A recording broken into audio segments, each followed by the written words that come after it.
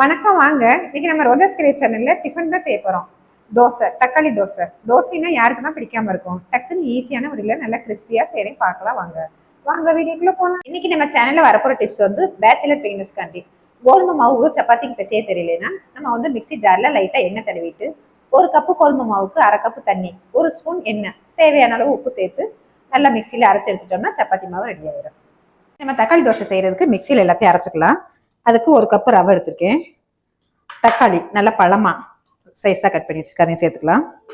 காஷ்மீர் மிளகாத்தூள் 1 ஸ்பூன், பூண்டு, உப்பு, இட்லி மாவு 1 கப் சேர்த்துருக்கேன். இப்ப நைஸா இதை மிக்சியில அரைச்சிக்கலாம். இப்ப தக்காளி தோசைக்கு நல்லா நைஸா அரைச்சி எடுத்தாச்சு. இதை இப்ப தோசைக்கல்ல தோசையை ஊற்றி எடுத்துக்கலாம். தக்காளி தோசை செய்யறதுக்கு அடுப்பு ஆன் பண்ணி தோசைக்கல் வச்சிருக்கேன்.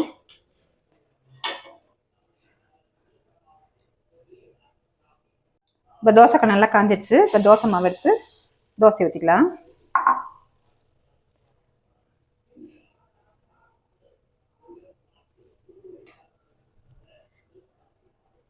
இப்போ லைட்டாக கொத்தமல்லி தழை, கருவேப்பிலையை கட் பண்ணி வச்சிருக்கேன், அதை சேர்த்துக்கலாம்.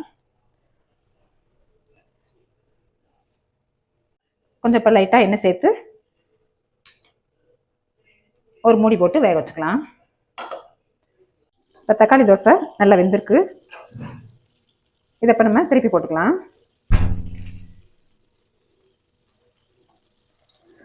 கொஞ்சமாக பட்டர் கூட சேர்த்துக்கலாம்.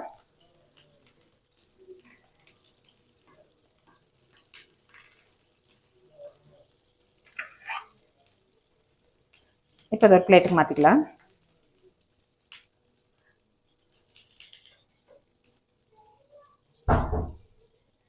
இந்த மாதிரி ஒரு டைம் தக்காளி தோசை செஞ்சு கொடுத்தீங்கன்னா சின்னவங்க இருந்து பெரியவங்க வரைக்கும் கேட்டுக்கு விரும்பி வாங்கி சாப்பிடுவாங்க. இப்போ செஞ்ச தக்காளி தோசை பிடிச்சிருந்துச்சுல, சப்ஸ்கிரைப் பண்ணுங்க, லைக் பண்ணுங்க, ஃப்ரெண்ட்ஸ் அண்ட் ஃபேமிலிக்கு ஷேர் பண்ணுங்க. தேங்க்யூ ஃபார் வாட்சிங்.